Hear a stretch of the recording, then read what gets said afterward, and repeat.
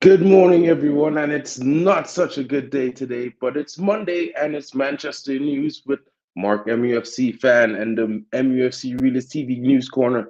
I hope you guys are doing well. I'm sorry for the late start this morning. I had a little bit of trouble with my internet, but I'm glad that you are here to join me, guys. And I would like you to take this time to like, share, and subscribe as Bella takes. Welcome back to MUFC Realist TV. My name is Bella. I am a presenter and hostess of this channel. Thank you for tuning in. The show is about to begin. I want you to give this video a cheeky little like and subscribe to our channel if you have not done so yet. As you must agree that I am better looking than Mark Goldbridge, so what are you waiting for? Just do it. Smash that like button now. Let's go Reds. Buckle up. Get ready to rumble. Ladies and gentlemen, from Mandalay Bay, Las Vegas,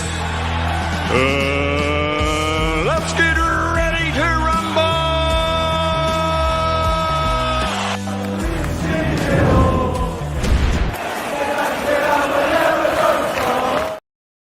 And guys, it was a tough day yesterday, a tough night, tough evening. Terrible for most United fans, terrible for me, terrible for everyone. It was unbelievable. I could not believe my eyes to what I was seeing. I did not like the starting lineup, but I have to admit that, but even with the start, not liking the starting lineup, Ten Hag got the tactics right initially. Like the team was playing all right, it was doing well. It was not a big issue until we conceded the penalty. And then even after we conceded the penalty, the guys were a little bit up for the game. You know, it was a tough first half, not much in it. You know what I mean? I think we were very competitive. We had something like 7 shots in total, 4 shots on target. Man City had 8 with 3 shots on target in the first half, even after they scored a penalty.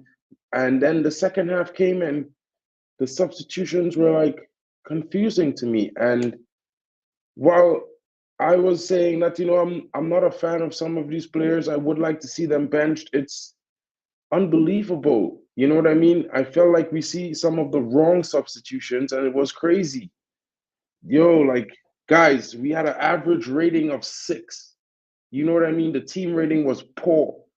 Like I could name players from now until the end of the show that were poor. Let's get them out of the club. They shouldn't start. What are we going to do about this? Ten Hag was bemoaning the penalty decision. I think a lot of fans may have bemoaned it as well. I think it was a bit soft, but at the same time, what can we do? We have to move forward. Why can't these players buckle up, show some fight, and move on? There's 70 minutes left. We could still win the game. It's impossible.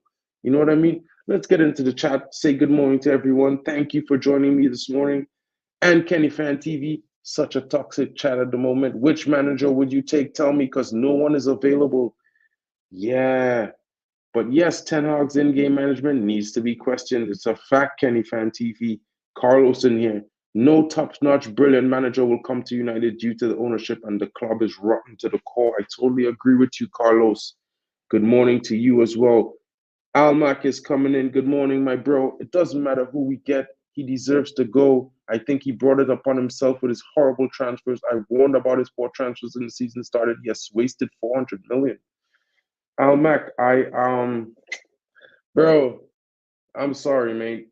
I agree with you. Like, in a sense that, he has spent 400 million, but at the same time, we all know the players that he wanted and we all know some of the players that he received. And if you're going to say to me that all these players are his signings because it's what he ended up with, then I can't agree with that, bro. Like, even Pep Guardiola said it best yesterday.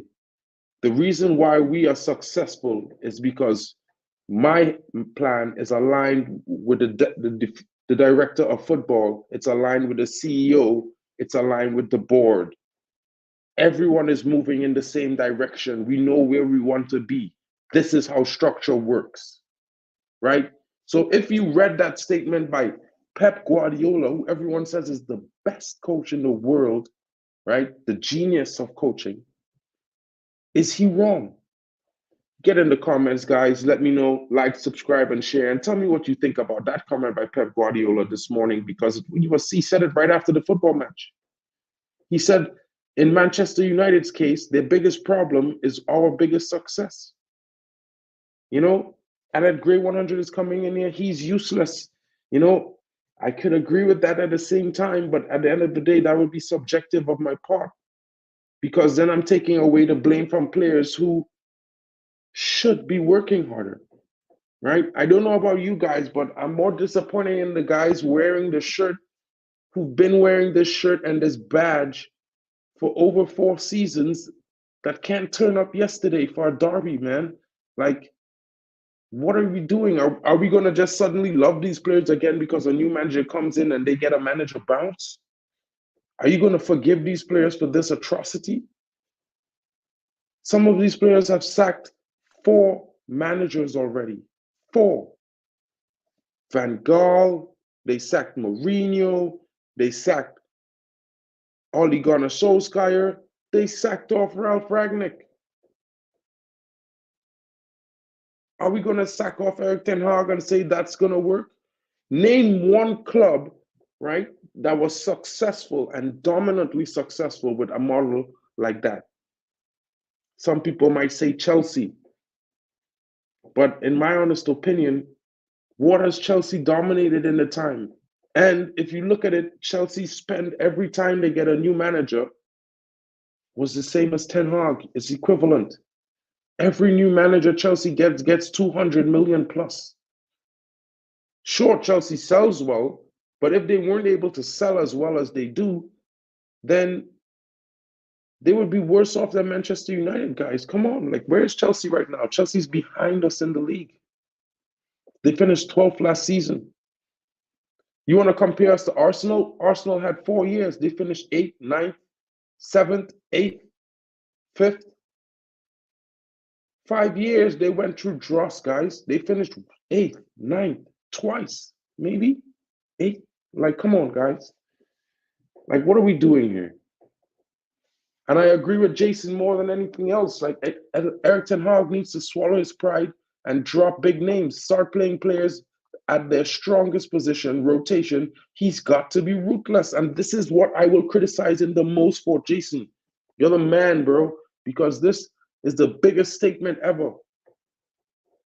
Mark, morning, man. How are you doing? Good. It was a poor performance yesterday from United. Where was Rashford and Bruno? Why play Bruno on the right? It doesn't make sense. He's a midfield where he plays a lot better.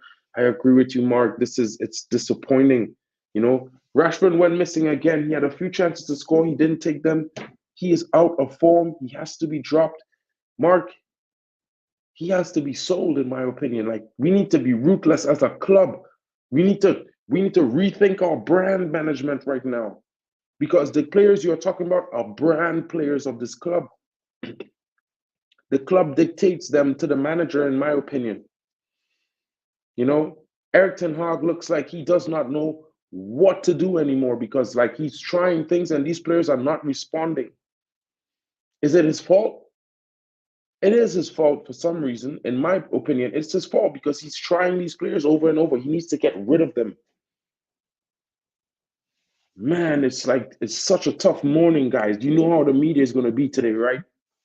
Carlos, who was right? The ET fanboys or me? I said transfers are terrible, unsuited for possession football, and that's exactly what we have seen. ETH doesn't know what he's doing. Man, you keep saying the same thing. Like, you've been saying this thing all the time, but it's like, I think you're more subjective than anything else, because you assume that your opinions on the players that should have been bought is better than the manager, better than the scouts, better than everyone else. Are you a scout, bro? Rashford had one good season last season. Other than that, he is poor. Not just him, though. No spine, no hunger, no pride. These are the facts, guys. Like, I'm not even sugarcoating this anymore. It makes no sense. Why should we sugarcoat this? Why? John is coming in hot. Muppet, really? Thought you would batter us. Whoa, I don't know. Like, whoever said Man United was going to batter Manchester City? You know what I mean? No one said that. Name anyone who said Manchester United was going to batter Manchester City. And Darren Harding is saying, bring in Potter. Gotta be a joke, bro. Where are the laughing emojis on that rubbish? Philip 1980 is coming. Glazers out now. The main problem, it's a big fact. Very sad to say, but we're a toxic mess. We were in the 80s, ran well with a board that communicated with its fan base. Even back then, it felt like a family. Now the toxicity eats away. It's sad. Glazers out. Facts. Facts. Nothing can change that. I really want ETH to succeed, but a lot of his decisions are more than questionable. Why doesn't he play our young players? They can't do worse. I fear for him. Now, I totally agree with this statement, Tony Bond, but at the same time, I'll give you some examples. After Garnacho's first 2 games, there are even spaces and pundits saying that Garnacho is not good enough. He's had 2 games, right? There are also pundits saying Facundo Pellistri is rubbish. Why? He played against Alphonso Davies. He had a decent game. Everyone knows Alphonso Davies is one of the fastest right backs in the world, left backs in the world, right? And he beat him for trickery, but he couldn't beat him for pace. You know, I think he had a decent game, and a lot of people think he had a terrible game. Oh my goodness. Super chat, super chat, super chat. Super chat. And Rasta Stocks is coming in with a $5 super chat. Thank you so much for blessing us with that this morning, and your contribution is much appreciated.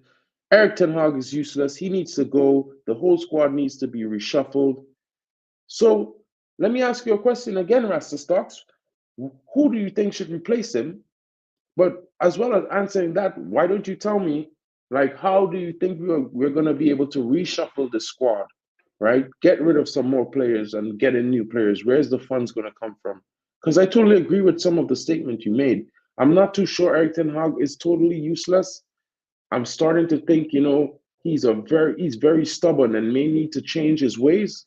But at the same time, like, you have to give him some credit for what he did last season, right, guys? Because at the end of the day, we all thought we were going to finish 9th, 10th, maybe 11th, and we finished 3rd. We played in 2 cup finals. So let me ask you a question, guys. If we have to reshuffle the squad, who do we bring in? And if we have to change Eric Ten Hag, who do you want? Eric Ten Hag is saying the club cannot afford a new manager, and more importantly, no manager would want the job anyways, not with these owners. Well, that's a bit interesting to say. I'm not too sure. You never know what could happen with this club. This club is kind of crazy. Manchester City fan for life. You were confident, you got humbled, and put in Casemiro before Rodri in your starting 11. Lamau. I mean, Casemiro at his best is better than Rodri, in my opinion, so I don't think that's a bad decision. And he's been having a better season. And if you consider the red card that Rodri had, he missed 3 games. Yeah, bro, like you can't put Rodri in there. He was out for 2 games. It's impossible. So, like, you know, I mean, Manchester City had a better game collectively as a team. They were better than Manchester United. We lost. You know what I mean? Not complaining. It happens. It's past. Move on from that, man. Enjoy your day too. David Manny is coming in. Big up. Ten Hag picking favorites and favoring players out of positions. Rashford and Bruno play 90 minutes every game. It's total rubbish. I agree with you, my mate. Agree with you a lot. 100%. Acid Mia is coming in. Even if the manager wanted to sell some of them, the hierarchy always thinking about not losing money and balance the books for their own needs. Big, big facts. Good morning, Sanjay Ramutar. Good morning. How are you doing, mate? Rasta Stocks is back in. As a Man United fan, Eric Ten Hag is useless. Has to go. Okay. Eric Ten Hag has no plan B or plan A. We deserve better, saying. Disagree with that comment, to be fair. You know.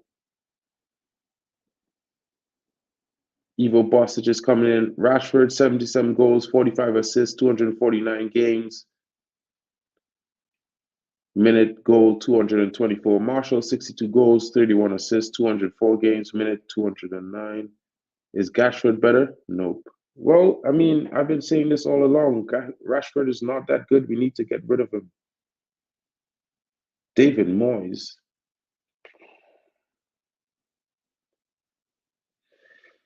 Grade 100 is coming in. You can blame the players, but Ten Hag picks them. If I put junk food out for you, T, are you gonna blame the food for not tasting good, or for me for serving it to you?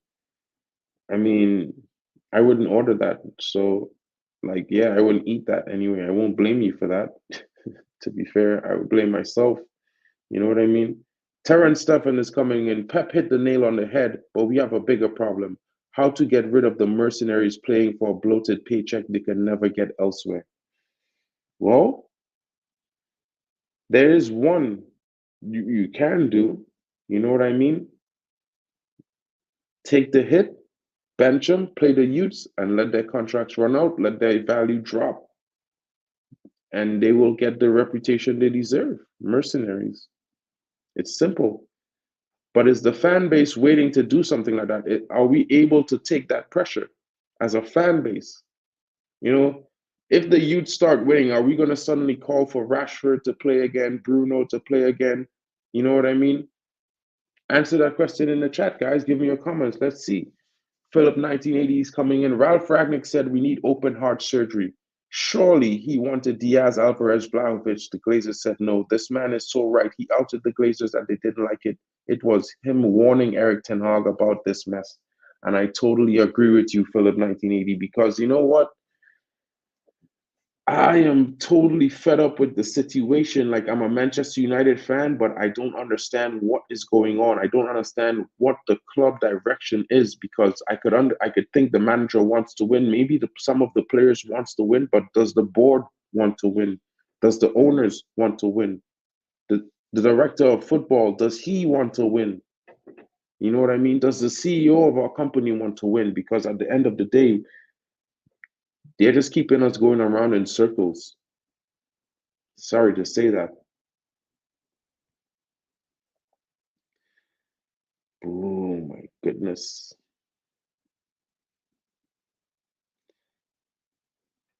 Oh my goodness, guys. Super chat, super chat, super chat. Super chat. Master Stocks is coming back in huge with a $10 super chat. Thank you so much. Eric Ten Hag got all the players he wanted and barely performing. And don't get me started on the goalkeeper. To me, David De Gea was the best goalkeeper in the world. Now, we are totally in agreement with that last statement, but he got all the players he wanted. If I was to list now, right, I could list at least 7 players that he wanted first choice that he wasn't able to get, and it wasn't about the money. Kim Min-jae was spoken to before the transfer window opened in May and agreed to come. $47 million was his release clause. We didn't pay it. Obviously, some people disagreed with him coming in as a defender. You know what I mean? He wanted Todibo. He didn't get him. He wanted Xavi Simons. He got Mason Mount for $60 million. Xavi Simons was half the price. He wanted, some people didn't want him, but he wanted Rabiot. And if you know what Rabiot is like, he's a ball carrying midfielder. He would have done a job. Nobody wanted him. He wanted Pavard. Didn't get him. He wanted Cucurella. He got Serge Reguilon. He wanted João Felix on loan and got Walt Weghorst. You know what I mean? Listen, right?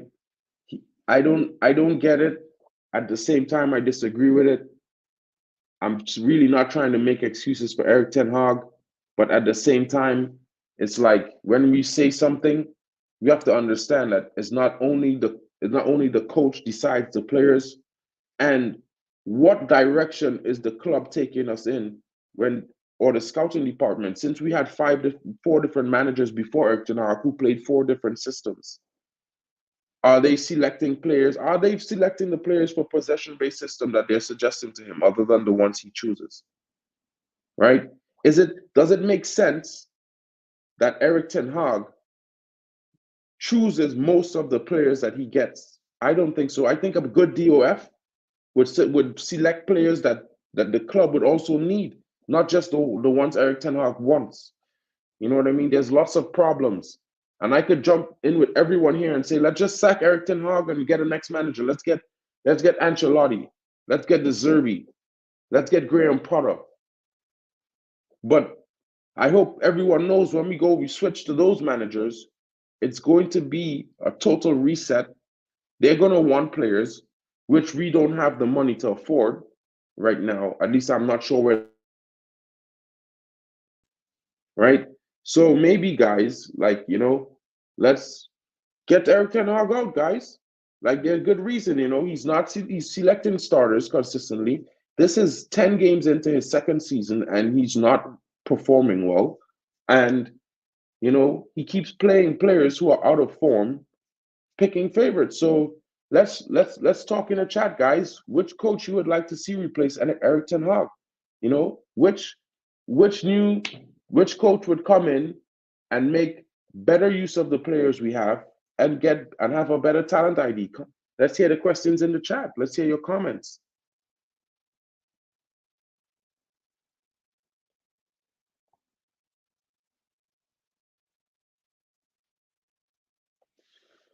We lost that game yesterday when we had the ball fraud selected that tactical team. He's already lost Casemiro, now he's lost Varane. Casemiro thinking he start in hide and seek, make hide and seek more than football.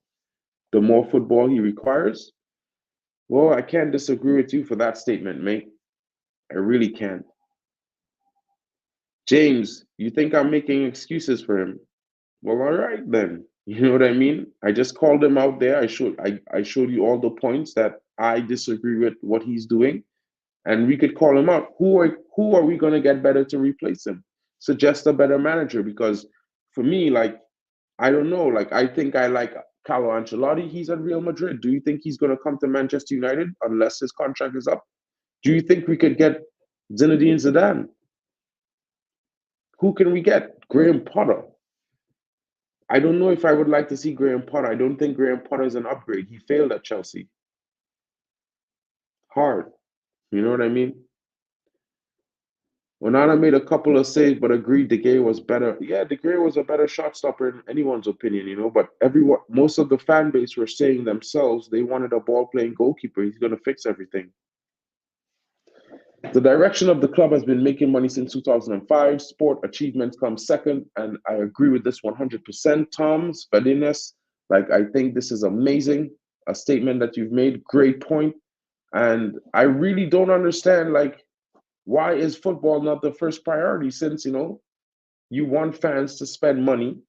If the football isn't good, fans not going to spend money.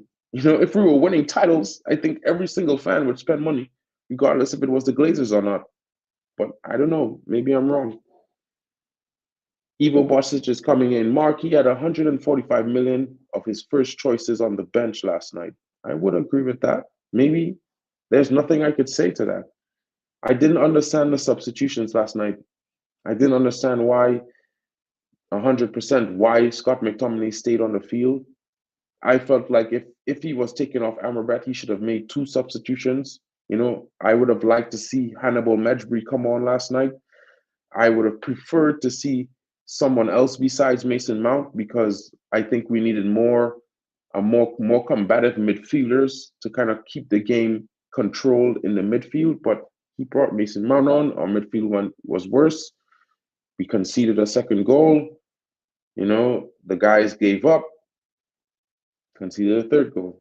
Like, we had some chances in the first half. We had some chances in the second half. I'm not sure if it's complacency by the players, but they're unable to be clinical when they need to be. And it's weird. It's really weird, guys. Like, really, really weird. You know what I mean? And Ahmad is coming in. Why can't the Glazers leave? I don't know. Rashford went missing. Maguire proving he's not world class, only against shit teams. Manchester City fan for life. I hope you're enjoying your Monday. You totally smashed us yesterday. So I understand the banter is going to come thick and fast. David Menny, you're making excuses for him. Eric Ten Hag picks the players to start games on the pitch. Didn't they start well, though? Like, I think if we went into the first half 0-0, everyone would say that Eric Ten Hag got the tactics right. I don't know if that's an excuse, but if I was watching the game at the end of the first half, the statistics was Manchester City 8 shots, 4 on target. Manchester United was 7 shots, 3 on target. So um, did he not get it right in the first half? If we're being honest, did he not get it right in the first half? Whether we like it or not, the stats don't lie. You know what I mean? So if you tell me we were rubbish in the first half, I'm going to disagree with you. We were rubbish in the second half. Complete rubbish in the second half. You know what I mean? Man City were touring with you. Bernardo Silva was having a field day, and it's so simple. It was like men against kids. Anthony was a sicko, tracking to take out Doku, showing his violent side. I like how you put that in there, Manchester City fan for life. You know what I mean? It's good tactics. Ian McDonald is coming. Is it favorites or players that must play? Because we see this over and over again with our managers. Thank you. Thank you, Ian McDonald. At least someone else is noticing that it's not only Eric Ten Hag, it's all the managers. So are we thinking that all of these managers just want to pick these players? Is that the truth? Rasta Rocks is coming. Do you know how many goals the new keeper missed? It's a disgrace to me. Andrew Nara should be one should be a player on the field instead of doing a job he gets paid to do. Well, I could very much agree with you. Like, I did not agree with David De Gea not being signed, but Eric Ten Hag sanctioned his contract, and David De Gea agreed to taking a wage cut. And Manchester United, right, the club, the CEO, the negotiating staff, the DOF decided it was time they did not re-sign De Gea, and they went for Andre Onana, right? But I mean, at the end of the day, Ten Hag is going to get the blame because it would be seen as, he wanted Andre Onana because Onana played for him at Ajax. So, all the ties come in, and then, the manager. So let's blame the manager. He wanted Onana. He didn't re-sign De Gea. So all the reports are false, right? And he just wanted Onana. So he's wrong for that. And I will say that, if that's what you want me to say. Michael Richards nailed it when he said, City buy players to suit the system. We buy players and don't play them in position that they were signed for. Well, I kind of disagree with Michael Richards. I think he's not that good as a pundit, and I think he's like most pundits, Craig Burley, even Jamie Carragher, they're Manchester United haters. You know what I mean? In their era, Manchester United was the most dominant football club in England. So I can't really agree with them on some of the things they say. But if that's the truth, then I stand corrected, to be fair. What happened to the style of football that he wanted to play? Well, you see how the players have been downing tools. Like, I think the problem is he needs to start playing the youth and go with that.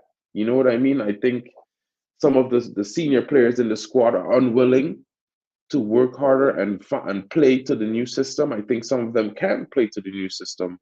So I think it's more of he just needs to go with youth and reshuffle the entire team. And the same youth who were playing in the preseason, I think he should just play them. I'd rather use with 7, 8 youth players on the field than lose with some of these professionals who are overpaid. It's just my opinion. Yeah, and I heard this as well, as Sanjay Ramutar is coming in, Ancelotti will be the Brazil coach. And I've heard that as well. The match against Copenhagen, Manchester United was very lucky. Well, I mean, we had 64% possession overall. And, I think we were lucky. I think the team didn't do amazingly. You know what I mean? So, yeah. David Manning, I want Hansi Flick to replace the ball fraud that picks favorites. I mean, Hansi Flick is a great coach. I've seen what he can do. I'm based in Germany, so I see a lot of German football and Bundesliga, and Hansi Flick is a real good coach. I actually wouldn't mind him either, to be fair. Ian McDonald, we need a manager that's going to do the basics. We got a keeper that we didn't need. Got a number 10 we didn't need. Mason Mount is not a number 10, guys. He's a midfielder that plays off the wing. His best position from playing at Chelsea is guaranteed to be off the wing. So I wouldn't even consider him a number 10 because a number 10 doesn't play on the wing, he plays in the center. And Mason Mount cannot create. He has great running ability and he gets good at link up play, but he's not really that good at creating.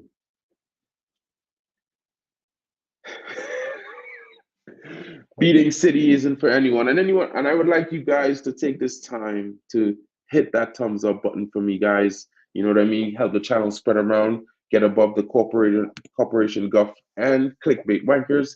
You know what I mean? It's all organic, it's free. Just take this time to hit the like and share it around so everyone gets a chance to hear and view and join the community, have their say, and we'll all interact. You know what I mean? Arsenal for life, man. It's crazy. Gaz Taylor, United can sack Eric Ten Hag because they don't have the money to sack him. Mark Davies thinks that we're playing long ball. It's boring football. It's not the way we play. Actually, yeah, I mean, Manchester United never played possession-based football before, not even with Sir Alex. You know what I mean? So if you look at Sir Alex's style of football, it was actually a long ball type that, they had some 1-2s going on. But yeah, we never played possession-based football before Eric Ten Hag. Manchester City fan for life. Arsenal for life. Lama, how many times you beat us? Sorry. Hey, Jarvis, morning, guy. See you soon when you're ready. Greyman, 100. I never understand his subs. I'm 50 years old. I read and never had seen anything like it. Yeah, like it's confusing. Yesterday totally baffled me. Like, I'm a real staunch supporter of Eric Ten Hag, but yesterday really gave me a blow, guys. Like, I don't know what to think right now. I'm trying to analyze everything in the most opinionated way and try to be objective about the entire situation. I like the fact that, we can see all the problems. You know what I mean? I didn't appreciate the starting lineup, but if we look at the stats in the first half, he got it wrong. He got it right. I can't say he got it wrong because we did well, but the second half was atrocious. His substitutions from start, subbing Amrabat for Mason Mount was terrible. Bringing on 2 attacking players on the 85th minute was terrible. Not taking Rashford off was terrible. You know what I mean? Starting Rashford was terrible. Starting Bruno now is terrible. I can't even back him anymore. You know what I mean? Jarvis is going to cook me. Hello. Jarvis is going to cook me this morning for that. Good Because I morning. always Good support morning. Bruno. Hey, Jarvis, what's up, guy? Hey, How big you up, doing? big up. How you doing, guys? I woke up like 10, 15 minutes ago, so I gotta be honest. It was a late night yesterday with a lot of thoughts, and but now when I have had the night's sleep, everything feels fine. I feel more balanced and when I think about Ten Hag, I think we are all overreacting. We lost against Manchester City.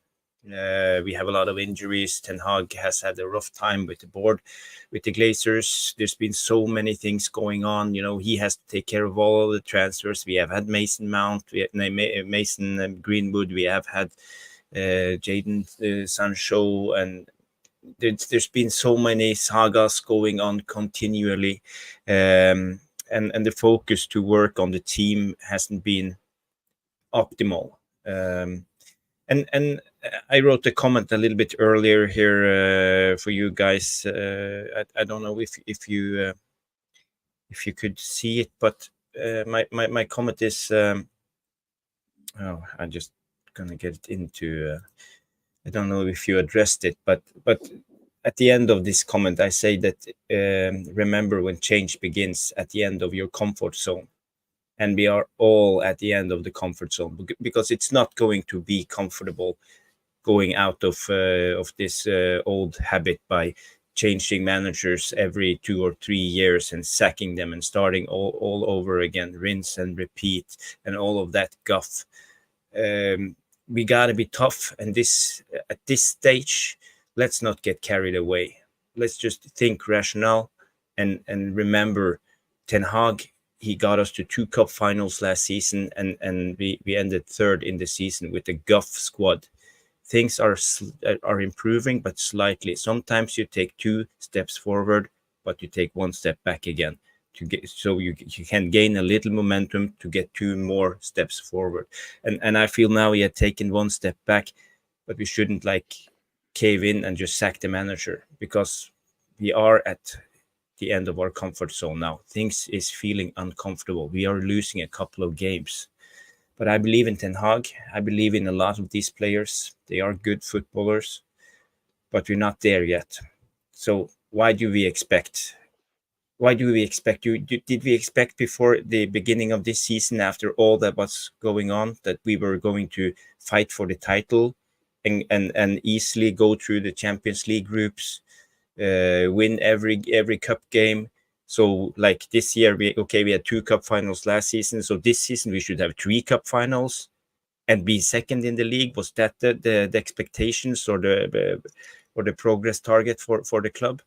So for me, let's just take a deep breath, relax, and this will be fine, But we gotta give it time.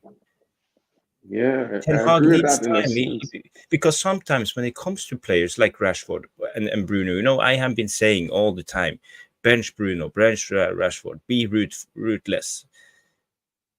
But in another way, if you have performed over a long period of time, you deserve some privileges. We all do. Like if you build up a little bit in the bank, and they have done that, to be honest. Rashford, he had a excellent season last season. So going through a tough spell of games when you things are not working, it's not always easy. So, but Ten Hag believes in them. So, but after a while, he must admit that they're not good enough and bench them. But yeah, I just want to say, relax. Things will Yeah, be I good. agree with that in a sense. Like that's always been my cry, that we need time. It's not going to happen overnight. You know what I mean? We have to be prepared for like the team to have bad performances. Maybe even consider we're going to lose like a certain amount of games this season, because at the end of the day, we're changing systems. It's a new tactic. It's new. And as good as some players are, they're going to have issues dealing with trying to do new things. You know what I Yeah. mean? And like, yeah, I want to see more of the young players come in. I'm excited by Garnacho. I'm excited by Kobe Mainu because I see him in the under 18s. And I'm excited by some new players and different things. But at the same time, I keep saying that, we all have these opinions from what we see, but we don't know what the manager sees. You know what I mean? No, that's the So thing also. Yeah. that's the bit where we have to kind of meet in the middle and say, well, okay, we understand, right? It's not always going to be this way. But, and then some fans would say, show us something, Ten Hag, show us something. You know what I mean? But sometimes I feel more like I want the players to show me something, because I feel like the manager is getting it right. We have bad performances, right? But if we could watch the first half in this game and say he got the tactics right in the first half, then the biggest problem is the players not continuously executing his instructions. And if we say he got it right in this half against Manchester City, maybe he's been getting it right most of the time, right? And that's the question that I have, because it's like, I'm wondering if it is we need to just let go as United fans, because like we have this history of being the most, or historically the greatest football club in England, right? And Yeah. we have this high standard that's set. We have the trinity of Law, of Best, of Bobby Charlton, and we know where we're supposed to be. But are we blinded by that? Because at the same time, for the last 10 years, we have not done anything that's merited that, or that, relates to that history of magnificence. You know what I mean? So it's like, for me, it's like, are we really Manchester United, or Manchester United just a name right now? Because as a fan, I want to know, you know, that I maybe like, you know, I'm trying to back the manager because I have seen it happen with the managers last season, the season before, you know, and it's like, I don't know, because Yeah. I expect us to get better, and it's kind of hard seeing us get a little show bad performances, some worse performances as last season. I mean, we may not have been getting drubbed up 5-6 like last season, but Mm. we get it, you know, it's just not looking good. So it's hard. But at the same time, like I understand in a way why Arsenal fans were like 4 years Arteta out. You know what I mean? Because it Yeah. was hard for them to take. It's true. So It's true. But when I sometimes wake up this, maybe it takes 4 years with Eric Ten Hag for us to be at the level we want to. Not one season and a couple of months, because that's the truth. He came in the summer last 2023, so he's been here just a little bit more than 1 year. yeah, like it's a lot, and he's been here a little bit more than 1 year. I hear a lot of fans saying, you know, Eric Ten Hag has been 2 years here. He's not done enough. He's not implementing any style, and it's like for me, it's like I don't know. Like I can't even when I hear them make those statements, it's like I ignore everything else they say because it's like it's outlandish. This is his Mm. second season. We're 10 games in. We Yep. lost. We played 7. We lost 7. We played 14, lost 7, won 7. Right.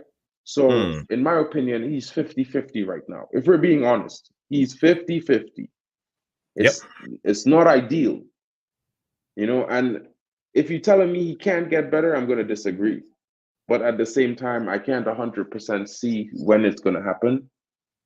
I hope it Yeah. happens by going into Christmas, you know? So, yeah, that's, Mm. you know what I I mean? It's think the just, biggest problem is at the moment we struggle a lot with defensively injuries. The Martinez one was not good. It set us back a lot, but because we know all how good Martinez was last season, and we haven't got Casemiro going again, so we don't have the defensive shield. And of course, on left back, that's the biggest problem at also when going forward, because it affects also Rashford going forward, because Luke Shaw is out. So in a way, we know we miss 3 out of 4, maybe 4 out of 4 of the defense, if you count in Wan-Bissaka. So it's not going to be easy. Let's say we saw it with Liverpool the one season when they had all those injuries on Van Dijk, Matip, Robertson. Everybody was injured at the time, and they had to play Henderson and Fabinho as centre backs, and Milner as right back, and everybody. And Liverpool, okay, they didn't cry for Klopp's head. But Liverpool ended I don't know, 5th that fifth. season, or yeah.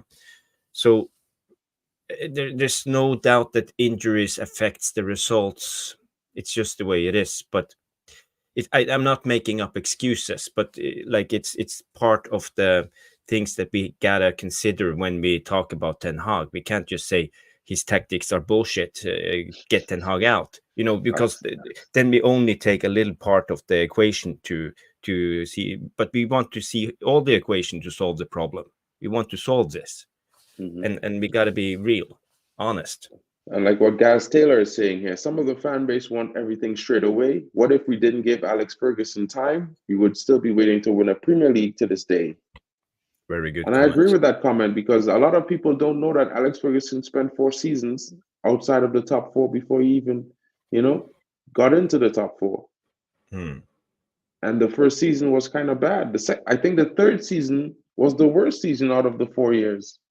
His third season. I think the third season he finished 10th or something like that, because I think he finished 8th, 6th, and then like 10th or 11th, and then he finished in the top 4. And after that, he won the league. So for me, it's like, I don't know. I don't think we don't have players and the manager doesn't have the tactics to get us better. I just think we need time, and we need Yeah. the players back from injury. And maybe I think we might need to like reshuffle a bit and bring in one or two youth players. Like right now, maybe we should bet in one midfielder and one young wing player or something, and Dan Gore. change the dynamics. Yeah, Dandor has been looking sharp. You know, Mm, even Kobe Mainu. Like I think Dan Gore would do 100% better job than Scott McTominay, and that's yeah. just my opinion. Like I've seen him play once in an actual game, and that was against Crystal Palace. And you know, I even saw him. He came on to replace Kobe Mainu against, I think it was on playing for Arsenal when we played Arsenal, and he Mm, has that. You know, he has that physicality. He's not a big guy, but he has the physicality. He gets into tackles. He can yeah. pass the ball. He can keep the ball. He can carry the ball. So I don't know. Like sometimes I think Eric Ten Hag is probably keeping them from the pressure and the abuse of fans, because we all see what happened to Facundo Pellistri after the Bayern game. You know, we all see what happened to Alejandro Garnacho after the first two games he played. Mm, So, you know, at the same time, I know we all call for young players to play, but we don't really give them all that chance that we think we do, because some fans get in on them, and it's very, very destructive when you're abusing young players for like one or two games. You know what I mean? yeah, yeah, yeah. I know, I know. I see here Alien Tenno has an interesting comment. I don't know where you will run the chat, but Oh, which one? The one in the he, start comments? no, he talks about Crystal Palace. I can bring it in just to Yeah, yeah. say the Palace in the Carabao Cup was Eric Ten Hag's best tactical game, and he asks why. Because he played Garnacho, Hannibal, Pellistri, and he benched Rashford and Bruno. Yeah, I think you're onto something there, Peter. I see this, and it's about playing. If he wants to implement the style, he needs the right tools to implement the style, and maybe Pellistri, maybe Rashford and Bruno are not the right tools at the moment. Um, so I think you're onto something. I have been thinking the same. We could see that the ball was flowing, but everybody says that the Carabao Cup we played like a B team of Crystal Palace, but we also played our B team. But suddenly everything clicked. So I wasn't getting carried away because we were beating Palace's B team, but I was getting carried away because the style of play we showed that game. So good point there, Alien Tenno. Some people seem to think that Eric Ten Hag is a master of messing with things that are not broken and not messing with things that are broken. What are your thoughts on that, Jarvis? Oh, well, it's a it's a good comment, but uh, you know, we sit here always with the 2020 vision of hindsight. We can see everything clearly now. What went wrong in the past, and it's very but I would like to like discuss solutions, how to fix this, how we move forward, and be a little bit proactive because we can't change what happened. We lost against Manchester City, and he's messing with things. But maybe it means that Varane will be play a really good game in the Carabao Cup against Newcastle, because Varane needs one game and one game on the bench because his body can't handle playing 2 games in a week. And Eric Ten Hag has seen that, and he knows better than us. For example, Exactly. You know what I mean? I'm wondering, like, you know, what are possible solutions? Like, because if we can't, like, okay, I'm not considering sacking Eric Ten Hag in this. When I say this, I'm considering what can we do with the team to improve our style of play, improve our performances on the field, and I'm starting to think the only thing we really can do is just play some mute. You know what I mean? I feel like mm, some of the starting 11 needs to find out where their hunger went, where, remember that it's an honor to play for Manchester United. It's not just about the fact that you're a top player in the world, you're rated highly, you have a high paycheck. You know what I mean? I feel like some of them forgot that, and I feel mm, like they don't put that 100% out on the field. They don't play like they don't want to get injured. I'm not saying players should play to get injured. I'm saying that, when you're giving 100%, it's you go into challenges, you take challenges on, and you win fouls like Grealish. He takes tackles all day. That's like his job. You know what I Yeah. mean? So like it's different. I think we have a young striker that has all the raw talent and has a proper work ethic. You know what I mean? And I Yeah. think, a little lacking in a little experience because, in some of the challenges, if he knew to fall, he would have gotten a foul. He could have gotten a penalty, and John Stones could have got a red card yesterday. Yeah. You know what I It's mean? fine margins. Fine Fine margins. margins. And like I would criticize Eric Ten Hag where it's due, but I honestly think that if I've been watching this club for the last 10 years, it's not the time to blame the manager entirely. Yes, surely criticize his mistakes, question his substitution sometimes, and but I think we need to now make the players more accountable because these guys get paid elite salaries, and I would keep saying this, and they don't show elite performances, and then they just get it passed off because you know what? It's the manager's fault that the manager is not getting them to perform at basic standard. You know Yeah. what I mean? And that's the weirdest statement for me. How is the manager responsible for them doing the basics on the field? I mean, yes, we can all sit here and say, bench these guys, but are we prepared to lose games with them off the field?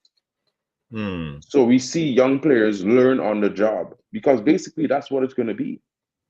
It's going to be something like Chelsea, you know. But the Yeah. only advantage we have is that we have a few senior players who can and are willing, so they would be there to give experience to the young players. Hmm. I It's just, true.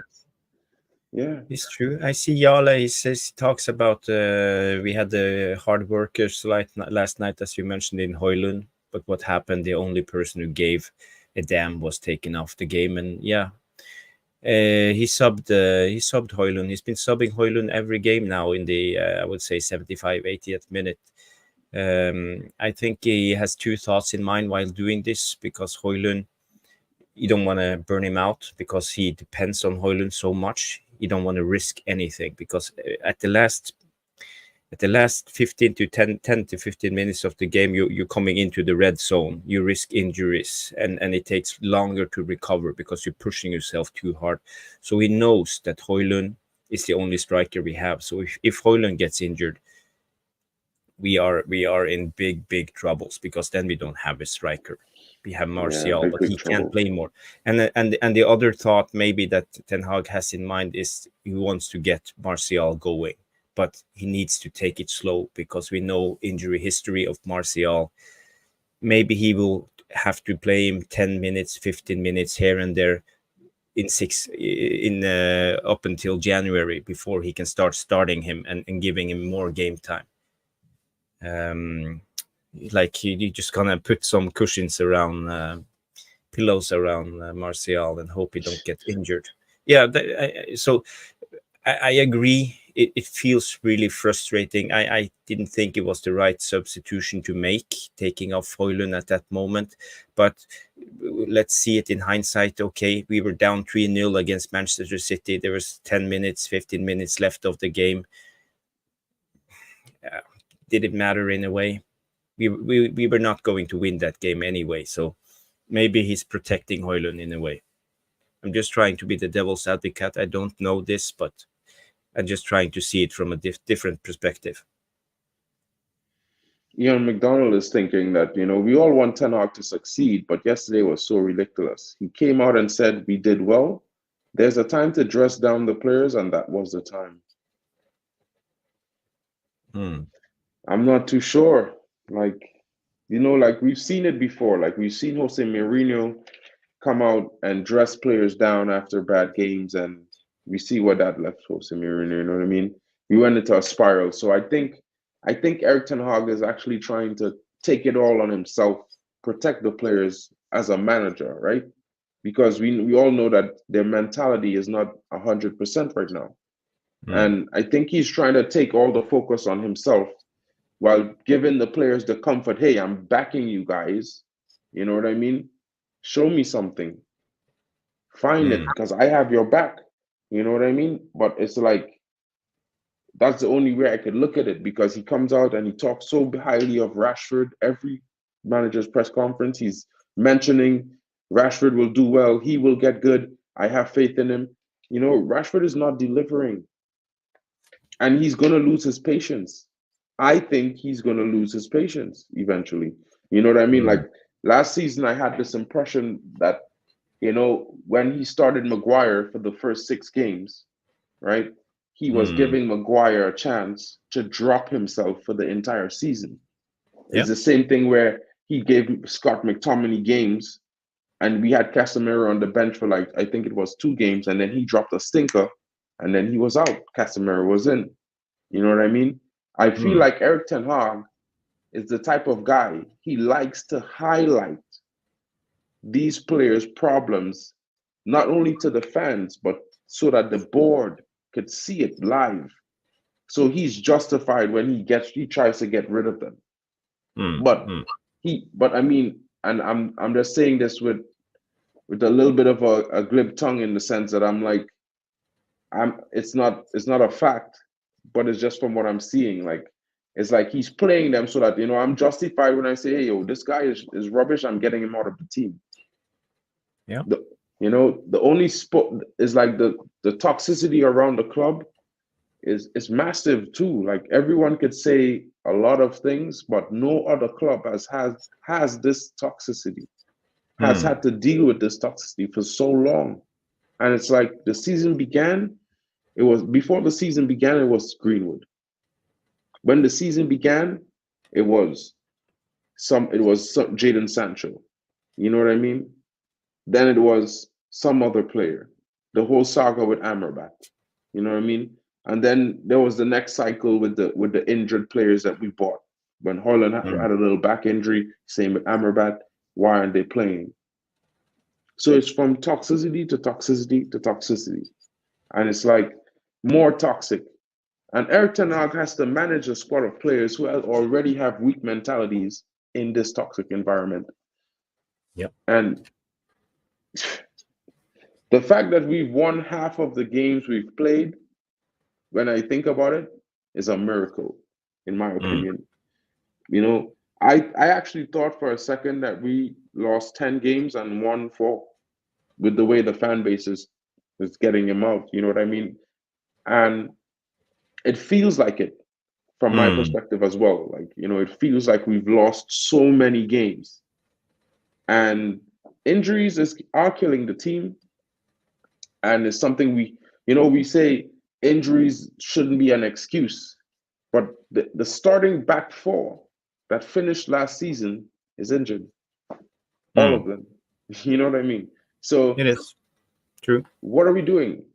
The guys that gave us that solid defense last season, none of them are available. None of them.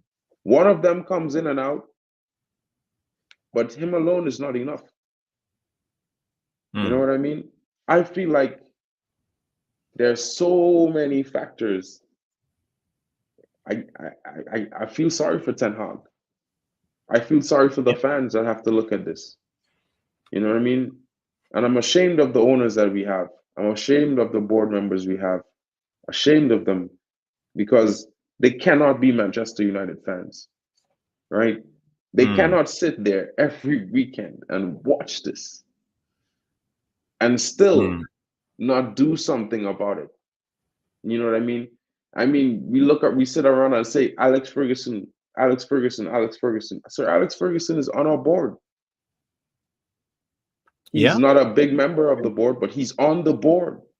He is sitting and watching this. And you know, that hurts me the most, because he was such a successful manager. Imagine we wanted to get rid of Harry Maguire, Scott McTominay, 1 or 2 other players probably out of that starting 11 that's starting right now. The manager throws them out, and they're back in the squad because they weren't moved out, and there are no players that brought in available. Something's wrong with this club. It's broken. And as Nura said, he keeps saying it, the club is broken. I have to agree with him. You know what I mean? It's like, it's like we're doing the same thing over and over and not realizing that the board is crazy. This is like the fifth manager that they're gonna sack at some point, or they probably allowing the energy of this let's sack the manager in the fan base to rise up again. And then they're gonna just do it. We will get a manager bounce. It happens every time. And then we will go back into our next second season where let's sack the manager again. Yeah. That's the problem, the rinse and repeat mentality. I also believe that we gotta break out of this this cycle, because it don't get us anywhere. I feel that this is the thing that the Glazers want, the board want. They are getting experts in sacking managers and replacing them with a new one, and giving them money for the first season, and then just dropping all interest. We are qualified for Champions League. Hey, let's go. We have our money, and then everything falls apart, and we sack the manager again. And this is the thing. We got to give it more time. Let's say they hire a new manager. They will give him money for a first season. He will qualify for the Champions League. We will get a little bit of bounce, and then things will start to crumble and fall apart again, because they won't back him to go to the next stage. And then the fans go against the manager, and we sack him, and then we start over again, and we never move forward. We just repeat the circle, and that's the biggest problem as I see it. So we got to get out of our comfort zone and just stand in the storm right now, and let the ocean and wind and rain just whip us in the face, and be cold and be uncomfortable, because it will be tough. It will be hard. We will go down, but we will come up again. I believe we will never die as a club. I see a good question here from where was it? I see here Johnster 187. He says Shanso is simply unprofessional, being late for training. As much as he's the elite level, it's unacceptable. And I think you have a good point there, Johnster. A lot of people feel the same. It's about how the club. We had a long discussion with this on Nuruddin's channel the other night, and we talked about this to the end. But we concluded with it's about how you do the punishment. Some people mean that Sancho shouldn't be frozen out. He shouldn't be isolated. He shouldn't train by himself, eat by himself. Not allowed to talk to the first team. Some people mean that the punishment should be suspension right away and just sell him in January. But now we are like making him suffer a little bit more than necessary. Other people mean that he needs to train, and now he has an option to train. So it's up to him if you want to come to or break his contract and leave. So it's a tough one. But I agree, he was really unprofessional, and it needs to have some consequences, one or the other. John Starr is saying the players at the moment are showing a complete lack of desire in front of the home crowd. That points to Ten Hag and his responsibility. Has he lost half of the team, I wonder? And I don't know, because like it looks to me, okay, like for the last couple of games I've been saying, maybe he's lost Rashford. You know what I mean? Because to me, Rashford looks disinterested. Maybe he's lost a bit of Bruno, because Bruno is just acting frustrated at times. You know what I mean? It's like he's just so frustrated in some moments in the game that his balling goes. You know what I mean? I actually think some of the reason that he settles down in games is when Eriksen comes on and adds something to the game, and he gets happy and he settles down and he starts playing good football. You know, there's a lot of things that you could say about this team. A lot of players who I think maybe should just be dropped. You know what I mean? But can he do it?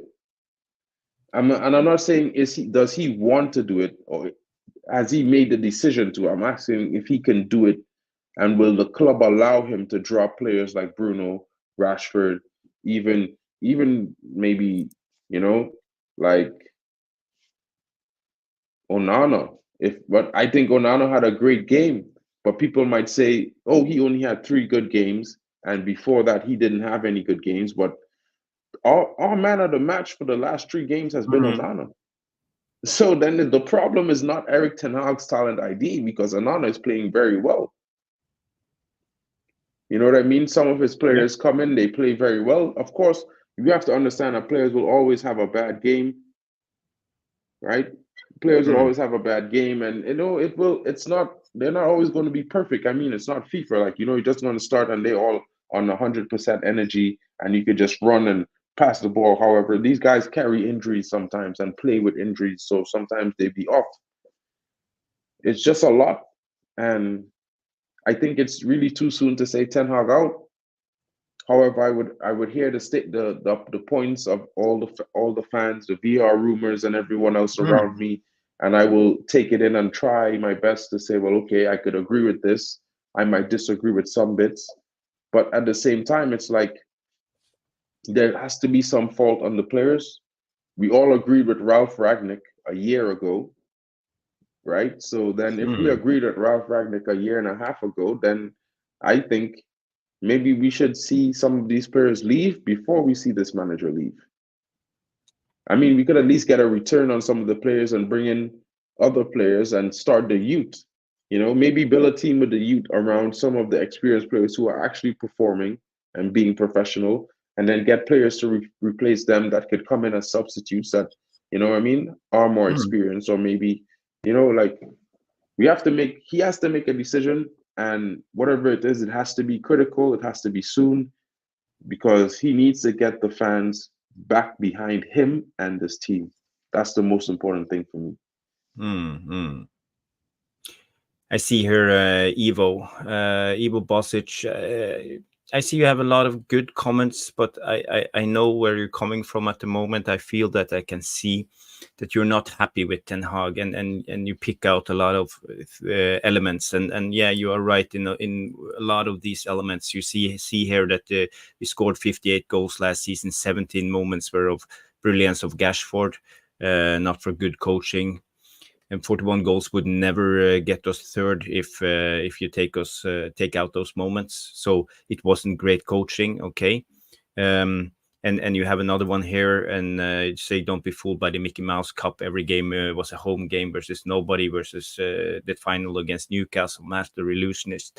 And yeah, I see your arguments, but in my head you don't argument the whole picture.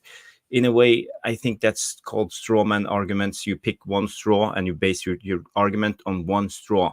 The one straw that Rashford scored all the goals, or the one straw that we played all the games at home. So in a way, yeah, your argument are valid, but it's hard to discuss because you are picking just one thing. And I think we got to nuance a little bit more to be more, because I don't want to sit here and just say, okay, Rashford is bad, get him out, he's Trashford, blah blah blah, or whatever. Eric Ten Hag, he has no clue, he's like a gym teacher, PD teacher, what did we call Solskjaer at the time. So I don't want to keep the debate like black and white, because I think that's the problem right now. I see a lot of pundits, I see a lot of other channels. They are pointing the finger at Eric Ten Hag and wants Eric Ten Hag's head, but I don't think I think they need to calm down and relax and see the bigger picture, because at the moment we are not going anywhere with a new manager. We don't have a new manager lined up.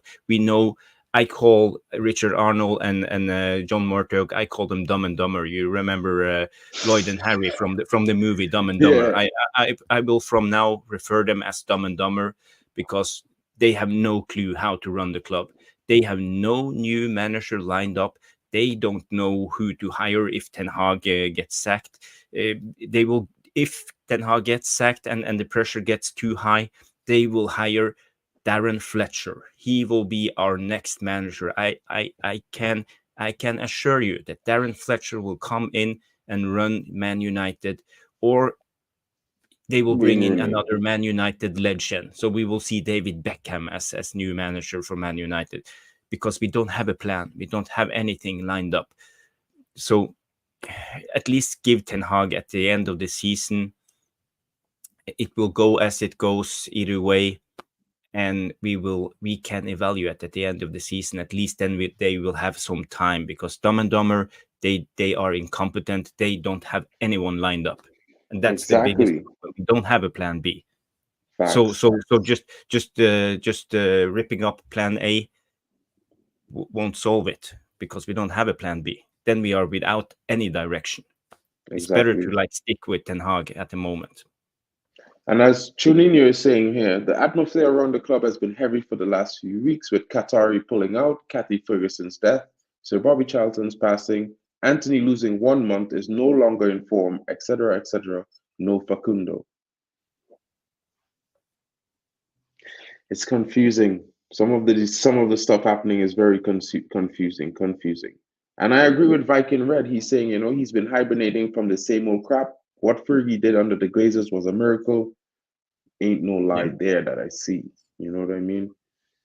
Mark Davies is also asking, what is Ten Hag doing in training? They seem to do well in training, but never perform on the pitch.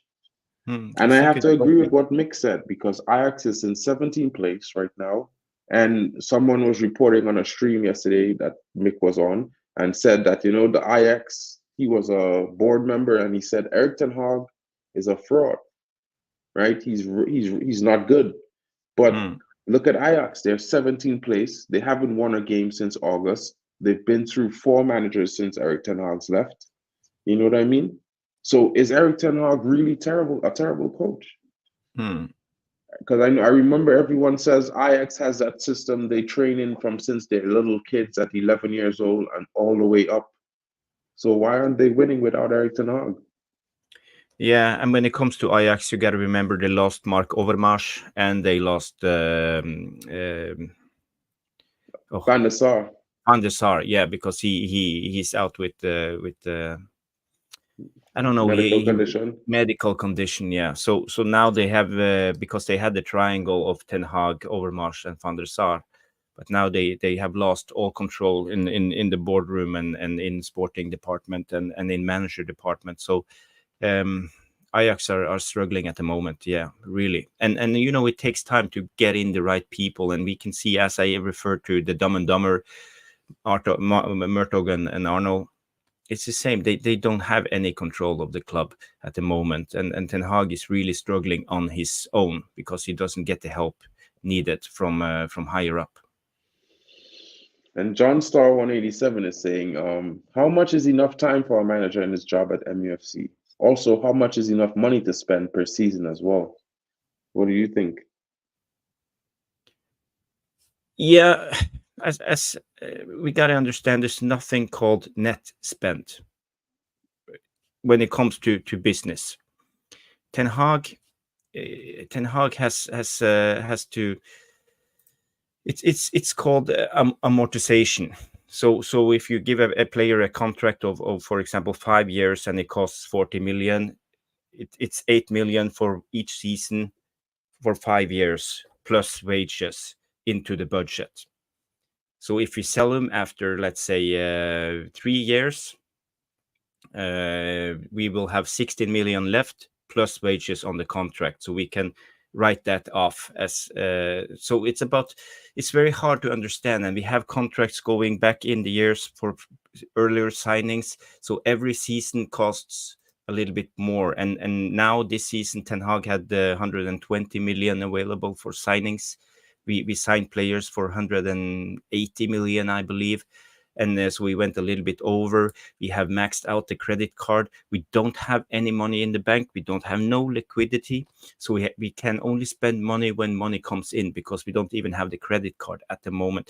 As it looks at the moment now, when we goes to next season, we will have basically no money before we come to 1st of July and the new year starts, and we get our money for TV rights and sponsorship deals for the next season. So we are in a really big trouble when it comes to money, and I see here you say that Ten Hag has overspent. Yeah, maybe, but it's not him working out the deals on the economic. It's the board and the Dumb and Dumber. So So it's very hard for Ten Hag to have control over everything and all the budget. This is the board's uh, responsibility, not Ten Hag's. So I'm not into blaming the manager for money spent, but I'm into blaming him for the players he spent the money on. And I can see that Mason Mount signing didn't work at all. But it's not like every signing is like Bruno, that they will fire on all cylinders from game one. Some players needs more time, and it's about from 12 months to even up to 18 months before we will see and get a return on the investment. So it's too soon to judge Ten Hag on the signings yet. And lastly, we'll touch on what Gas Taylor has been saying. Sack Eric Ten Hag, United get Sir Jim, pick up Potter, and see the fan base reaction to that. That would be hilarious. Graham Potter, like Graham Potter, coming in waving his magic wand, like Harry Potter in the kingdom, really, and fix everything with magic. Yeah, hocus pocus. I'm not gonna trash him, but I mean, I've seen what he did at Chelsea, and I'm not sure, bro. Like, I feel like if he comes in, it's gonna have to be a 4 or 5 year project with Graham Potter. You know what I mean? We will have to have Graham Potter for 4 to 5 years before we even start winning, or competing for a title again. That's my honest opinion on Graham Potter. I'm not saying he's not a good manager. I'm just saying it's going to take longer because, as we all know, Eric Ten Hag has still players from 4 managers' pot, right? And then he just brought in some players for his pot. So Graham Potter is going to inherit players from 5 different managers' pots. Is he going to use the majority of those players? What if he doesn't want Bruno, Rashford, Casemiro? What if he doesn't want them? He doesn't want Eriksen. What if he doesn't want Onana? What if he doesn't want Martinez? What if he doesn't want Wan-Bissaka? What if he doesn't want Dalot?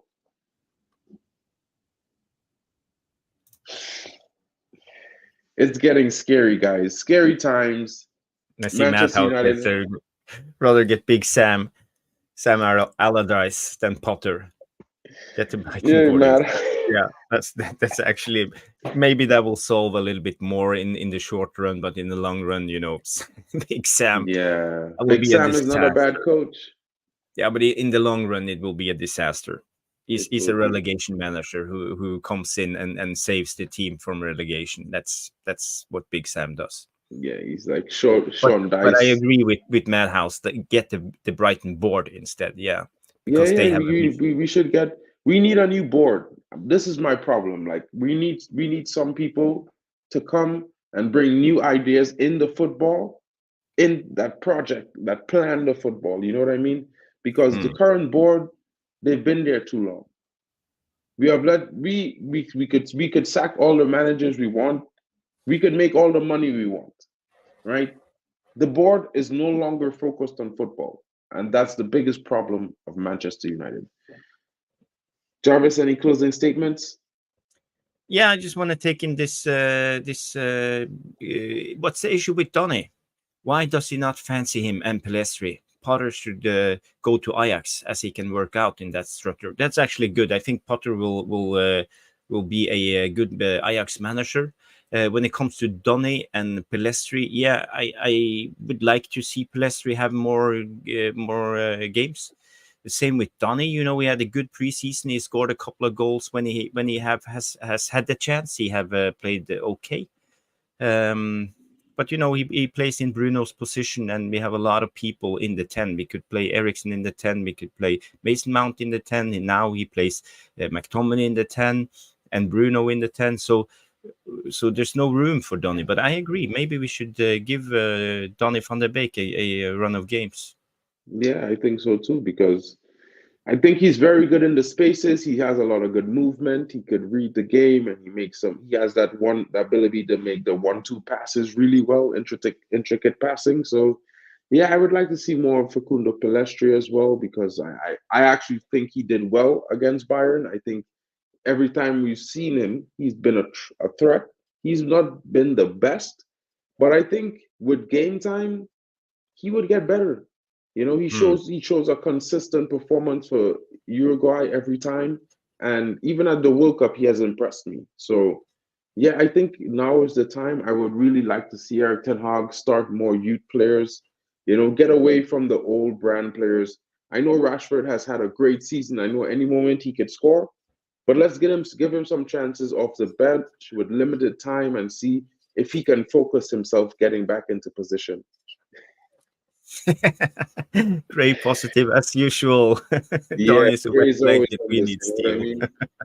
Yeah, we need to Yeah, but stick it's by good, the you know. manager. Every opinion is valid in this channel. You know, Gray and Ivo Bosic and everybody. We can't like be just like Hallelujah Ten Hag, give him time. It's good to Exactly, have exactly. different opinions. This is the diversity of the fan base. It's okay to have different opinions, and Yeah. we should read And them out. oh, let me read it out. Let me read out Yeah. this one. This one. Yeah. Welsh girl is coming in. If he drops Rashford, he'll act like a baby. We have one of those already, but he should. You know, I agree. Like, and I mean, I'm not disagreeing with these guys. Like, look, Ivo Bosic is like, nah, get Sean Dyche. We play Sean Dyche long ball shit already. You know what I mean? Like, Hmm. you know what I mean? I'm not a huge fan of Sean Dyche, but I can't disagree. You know what I mean? John Ryder is saying second Ten Hag would not change anything. Lucky Singh is saying we need structure. You know what I Yeah. mean? Welsh Girl is saying, who the hell wants Potter? Shocking. Back ETH just like we did SAF. You know what I mean? Ivo Bosic is saying, ask Harry Kuehl, coach for Ange at Celtic. Expected he'd need a month to get Ange's system. He got it in 2 days, he said. That's how you coach. Hmm. You Yeah. know what? I Well, can't disagree with that. I can't. I will hold my judgment when it comes to Ange Postecoglou in Spurs because he will get injuries and he will start losing games. A lot of managers you don't see how they will react in when it goes uphill, when everything doesn't work out because now he walks on water. So I need more time, and I also believe that the other managers will figure out Postecoglou's style of play, and because it's not only about tactics, it's about counter tactics. So it's always a struggle how to set up your team against different managers. This season, everybody knows what Ten Hag's coming with. They didn't know last season, so maybe Ten Hag got a little bit extra. Mhm. So that's the problem with a lot of managers, and you can see it also with when it comes to newly relegated teams or newly promoted teams. They have the second season syndrome, and that's for real. It's about managers getting figured out Okay, because you got to okay. reinvent yourself all the time. Yeah, I agree with what Madhouse is saying here. ETH should have set up a system from the start with a mixture of youth and experience, but the United pressure for top four is too much. Hmm. Gray, I'm not sure what comment you're talking about. I didn't actually delete any of your comments, so I'm not sure. Maybe you could repost it and I'll read it out. You know, we didn't delete any comments. Only if it's really foul language or offensive in a way, it will be deleted. But every opinion is welcome. Yeah. Only did what Ange did and look what happened. Yeah, good point. Good point. First Good six point. months, you've won everything. Yeah. Did you remember that the other game when the sub board came out and Gashford was being sub for Marshall and helped at ETH? Funny. Eric Ten Hag, funny, then he took off Hoyland instead. Yeah. Do you remember that? In the last game when we were playing against Copenhagen, the board came up and Rashford was the one beat. It was number 10 for Martial, Mm. and then he switched it to Hoyland. Yeah. Yeah, I maybe remember the it's reaction in Rashford's face. He was like, "Are you like, subbing what are me? you doing? Why Really?" are you taking me off? Yeah. That's crazy. You know what I mean? And Mick is coming in here with a big comment. United need to change ownership, focusing on football, not being a business. Any manager needs support. 100% agree with that. Mm. 100% agree with that. And Jarvis, I would like to thank you for joining me today. Thank you for making your presence felt. You really saved the show today. You always come in with the top comments, the top punditry. You know what I mean? You're like one of my favorite pundits on here. Sorry, mate. No worries. No offense. And guys, thanks for joining us this morning. It's been Mark, MUFC fan, and Jarvis at MUFC Realist TV. Mick coming in with the punches. Guys, I know it's not a great weekend for us as Manchester United fans. Today's going to be tough. We're going to get bantered by everyone, including the media and rival pundits.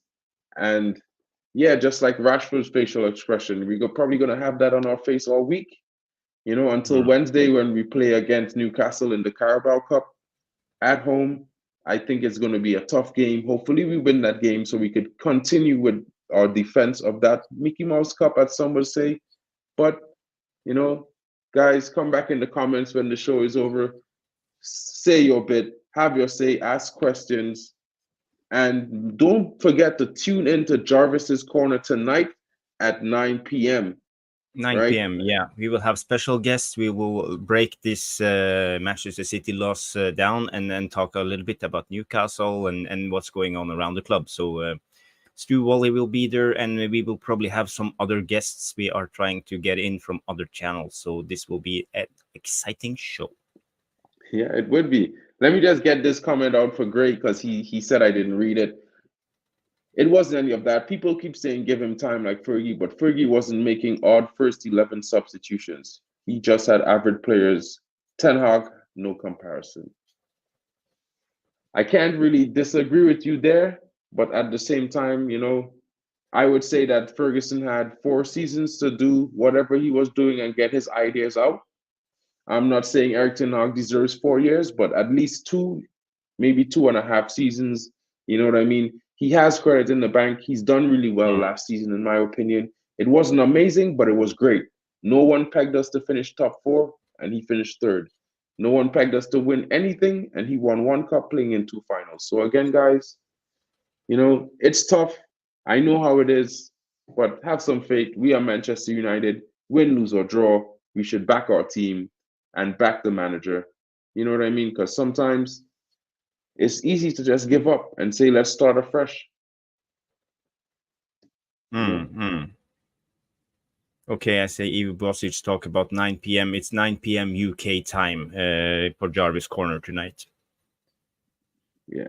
And so don't forget, guys, take the time to like, subscribe, and share. Help the channel grow. It's been your host, Mark MUFC fan, and Jarvis at Bowley77.